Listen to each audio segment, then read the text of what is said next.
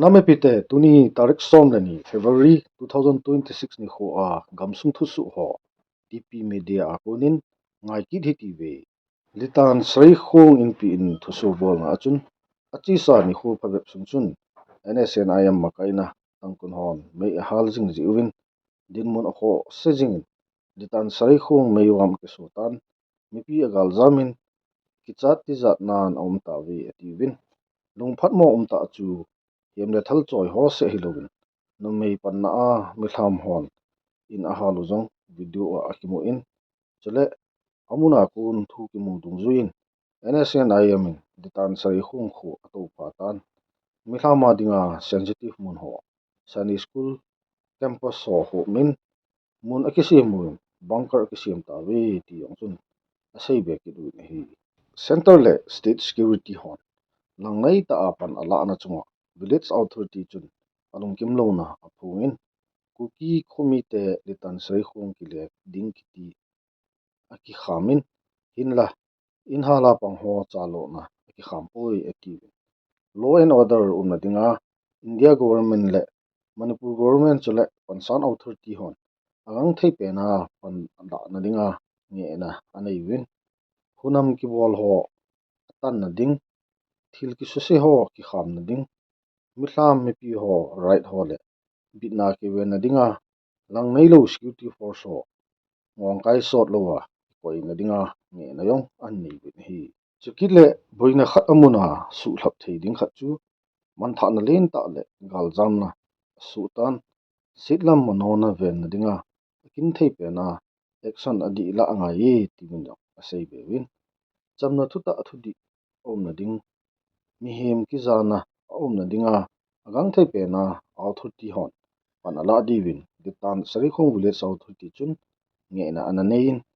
donnowa ki koile boina su sang sa ding mithlam ho gen thein su sa ding hi ti ale khasun asei be kinin hi ho thua NSN I'm hon in a hal na ho le ta chanu in security ho ho ki hal na ho adom lo na alo han na thu asei na ho video som chat ka ve hi ve hal ki tawe tu jing kan jang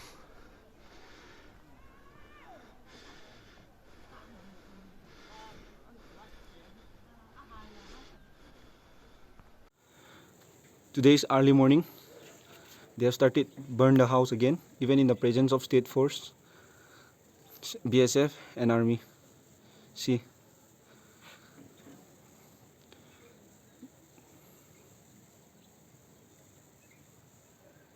उनको आग बुझा दो कम से कम अपने अफसरों को तो इन्फॉर्म करो ना कहाँ है आगे पार्टी में आगे वाला पार्टी में ना ब्रिज के हाँ तो भाई मैं यहाँ पे ना मैं यहाँ पे एक अफसर या दूसरी अफसर को ढूंढने के लिए नहीं आई हूँ इतना तो पता है ना आपके पास वायरलेस तो होंगे ना या फिर मोबाइल फोन चल रहा है बताओ उनको क्या आप लोग ये कोशिश कर रहे हैं कि यहीं पे आप लोग बैठेंगे बस तमाशा देखते रहेंगे Now the Litan Sareikhong, the Tangkhul has started burning the house again, and here the security force, they are guarding us instead. कब से चिल्ला रही हूँ कम से कम आप लोग The violence is there, but the security force, they are here standing and they are just simply staring, watching the drama. अगर इस तरह से ड्यूटी करना है ना भैया आप लोग निकलो यहाँ से हम लोग अपना सुरक्षा कर सकते हैं we can defend ourselves आप लोग यहाँ पे पूरा व्हीकल लेके पूरा फोर्सेस लेके मोंको चेपू में खड़े हो हमारे मतलब हमें तो आप लोग ने ऐसे तो बंद करके रखा हुआ है हमें कुछ करने के लिए आपने अलाउ किया नहीं और हमने माना भी कि हम लोग नहीं करेंगे आप कुछ कर क्यों नहीं रहे उधर ऐसा चलते रहेगा ना नहीं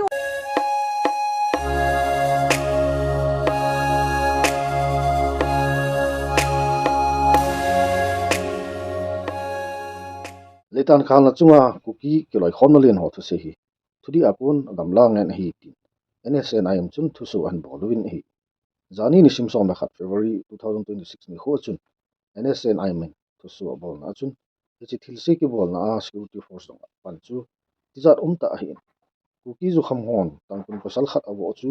kuki militant son security force ho to khut job na in anei win tangkun te chen in a hal tha pi we ti Chule Ministry of Home Affairs India government phatsana a kuki militant son security force ho a kon panpina amu ve ki hi kichi ta a ki hetsana ahitai kichi ji a kuki militant son ki go na nei masa tangkun nagate in aha do hi tin jo asei be ni hi kichi thilso a hin kuki organization ho victim card among chawin NSNIM ho to sot no ya tangkun hon kuki te in ahal danuwin akali alamin asei win hi Pur Kuki Zoo Intellectual Council WKZIC tangkun le NSCN khuna victim bang kisein Indian Prime Minister hinga lekhathat abole ati thuta chu hi le Indian Security Force on dan nemol apal ke a tangkun in hal dinga kuki militant so ki thupina api zo hi ati win hi hi human rights ke pal ke na jong hi tino asai be ki duin hi achung chona chun hunamma Litan tangkun ke bulu na hi Naga political right do dal na India government in kuki militant ho mangcha Naga nation blue na bet sa na kila hitai tiki duwin ichito thorna ipi hung su ding jong le pathinin api Naga nation gam ven dinga NSCN IM ho pangjing ding hi ti chun ale kha chun asai be ki duin hi chi ho thu a tangkun nupi ho phinna video chomcha ga ve ti be Akhoi kermai hingora tumni nga shu laitre chani nga shu laitre kermai hingo habra mai na loi mak thapi khre adugi matungda sipai singna jang ba shu pitre lambi da thamme akhoi bu adu akhoi bu kermai na palo habra ashu kumba shi kapra ga laye huchik mak yum loi na thadok pi khre adu hoji kari to habra khoi adu yum thadok pi khra ba matungda sai khoi bu sanggunu chalo hai na tan bu du kari girau Fosinadi, cookie singimi singbu, Pumogi, Gari Manungus Pura Puraga, Tambiraga Layaba. Aduga Akwai Tampu Naga Singbu, the free Nakadoraman etic or layer. Mokoi be designing a talking as Asana Fosin and Lanama support or layer. Aduga say cookies, Pudasu, who the Asana Fosins in the Lanama, protect Oraga Mokoi de Muna. Nahansus, then Sipuda Honam Digina, Sipais in the Asana Fosin among the Laraga, cookies, cookie Manungs in the Manning de la etic or every time with it. Thame army thame asar rifle pin CRPF yam thamkhre dege akhoi gi desu thamgini haibane ba adu mukhoi gi da thame harga gari maram gi da ma ayukta mukhoi gi sipai sin nongmai pai ga akhoi gram da kapakra akhoi gi full dress ta dusu sipai cookie masa cookie gi sipai sin ko cookie hoi na sin nongmai pai ga maning turen rom dege mukhoi na khoi rom da lae ba adu di mukhoi na di akhoi budi ta lo hai adu di akhoi di dai sa lo hai bra habni da Mukhoi sipai sing na akhoi da hojik sida leibasu leihan deba aduga akhoi na tu da duty to akhoi duty leibasu maram kresu leite akhoi na su kresu haide adubu mukhoi army sing sina akhoi bu taline air gas kapraga sai di akhoi bu kapraga leibne ba Tuni February tarik somani 2026 ni ho chun press on President tangkun Nagalong TNL swut wasum thado anaina wachun aman letan lang ho tangkun ho to kuki ho ki boina thu a hi asei nom chu chamna chu ka dei win a hin agam ne chu koi a hi a hiat diu ka dei ye tin ti hin ana don bu nin tangkun to kuki te ki boina ibanga thu so jing lai ta aman hi te thu se hi yo imi lang ho chu ama thu se akun hin ana lo hang the jing win a hi tuni ni simsom ni February 2026 ni huin 4 to 10 thukin thoho ke khom na dinga ko na an nei win ong long ding ni simsom li February 2026 Saturday 11 am chatle mol nom wang kho a thukin thoho ke ho khom lo a ho ta je a gam gi phai tu ta po sunga house zo sile area defense lam kai thing sena nong su ke diwin het sa na le thupi ho ta ong ki ne ye aji chu idin muno dung zu ya lam kai changin ki ho khom na idin mun diu si khom lo a ho ta itia meeting hong ki gong hin koi ma chan igyal daw lo diu na samo a na hin koi lo diwin jong het sa na le thupi ong ki ne yin hi hausa ko hi jong le hi chin hu a hong lo om le achunga dan ho ta ki tang ding chu jong le sum sang thum fine ani ho a ki bolding achung chu na achung dan ki sim khum zo si phamo sa lo ding hi a chainan hi ho khom ni khole sadar hil sunga hausa ki loi khom na sahil ka lam kai zo si le kuki in pi sadar hil lam kai zo si jong pang chi ding in tim na le het sa na hong ki ni ye tin ama ho secretary pa in thusu hin bawlen hi jani February ni simsom le khat ni chun Paumei Naga Union PNU te in PR press release an bolowin KD Prime Publicity le Information Publicity Secretary Pan thusu ahin bolna achun village chairman le secretary zo se koma emergency information ahin bolin kusung zo se a village volunteer ho zo sin thukin le thukho dung zuya ki gongsa umding chule thule la ho dung zuya akho a house ho zo sin village volunteer so emergency situation a panla dan ki gongsa umdi thupi an nei hi athu ki pi dan wang hi thukho emergency khat wang uma hiding a hitan i ho lang ho adi a lamka tu kangui ki zot na a cheng imi ho jong king sedi ma yum di ikite mo ni hi chi tu thok ke sain tu ni chun i ho lang hon lungwai rama ukeng ne hon ne le cha apo jing naw lampi khat amu do ovin tu ni ma chun a kha pi uvin video chom cha ga ve hi ti ve lang he lampi ke bon ke ti chu chilai he tan ga ve vin lai lampi na sata ke bon he tai kel cha ho ge ma chi thei mai the hen bo ho ga ka bon tai lung thai na bam ale gu thi ma lo ngom na lai am lai ai ke tho do ji wa tu ing ka ang chu an sang ho na ke tho na tam pa tho la ngao chi da second tho na ho la ke dai ni ho ga veo te thang sung mi pi ho amo lampi ki sim lang hi ching jo po lang ho tan tu chu ga ke hul do kin he tan ga ve ven hi chi hung na sa de he yo ka bol chu bol ge ven ti wang ma mon lang an ki sim man kin ta ga ve vin chu sing jo po la leng lut wa lang ao thai pai pai hen cho he la khu nuôi nuôi mà có mày tán coi mà ông ta bù về lai vàng lắm pin nắng ta khi xem đấy oh lai tu phá du tam gari hung le dẹp xịt du chứ tu ni ni sim som le ni chun manipura popular government ke siam do la chunga vai phei chapa lm khaute in pan agala zin vai phei women association de vai phei idp so ki thu homin lung lai lo vet sa na le agang thei lama ahong ki nung le na din vai phei community hall bethel area dor kasweng new lam ka apat lm khaute in chan ki zot ding atiwin hinla security force le police so acha khe zin a in mai chan hazo zep lovin an tawin VWM hon asaina wa tuchung mei thei gala victim stamp pen vai phei te mel maten naked parade na abol sa ujong vai phei te athi amang tam zo vai phei te hiwin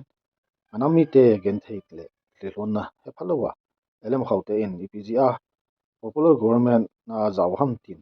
vai phei nu pi hole idp so changchu lohang ta in tuni an ki zo win ama hok zo na hi chom cha ga ve hi ti ve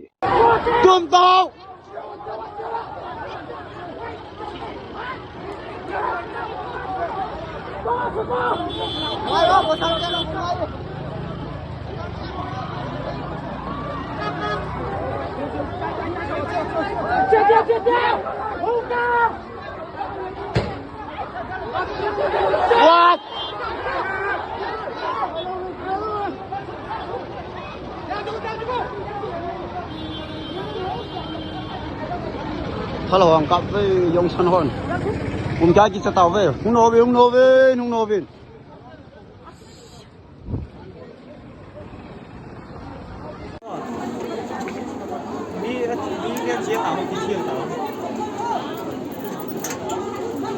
phải tàu về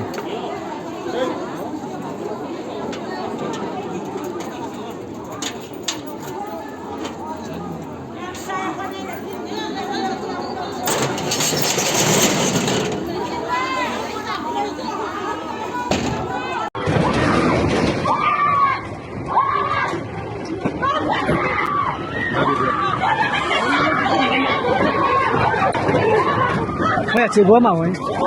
miếng của ba lượt ta cái gì không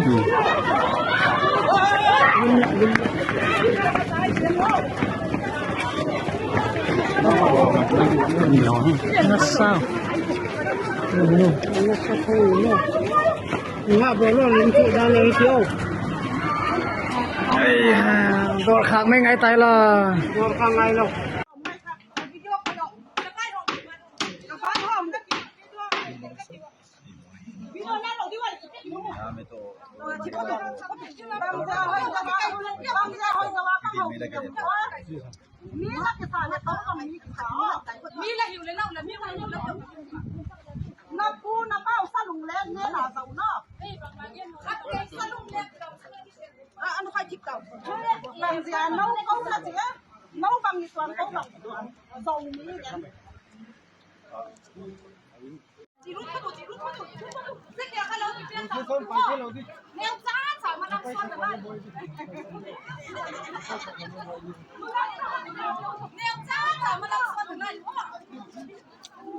Vậy bảy thấy một đi mà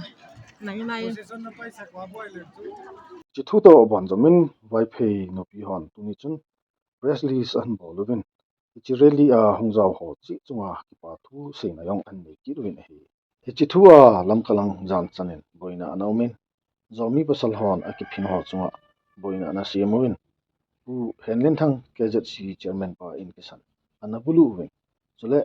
vpc hol jong ana sosi wen a chainan security hon a thu chu ana sothi wen video ho hi chomcha ga ve ki thi ti ve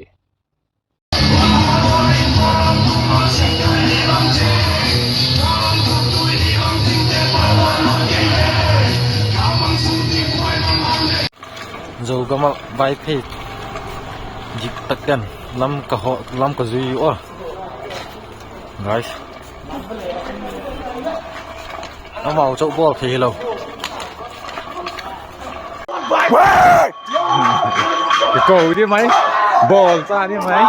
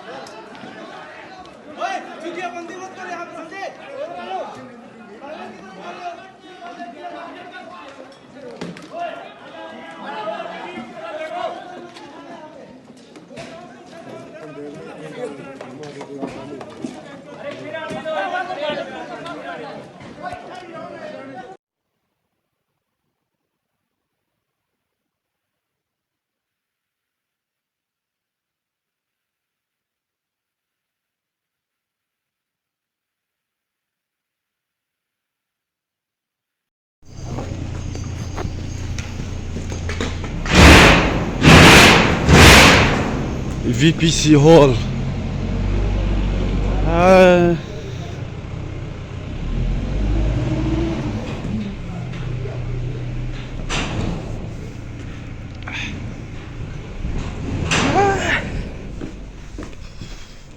Runi Gamsung thusu hin sei na ho chan hi sautin chan hen chai ta ti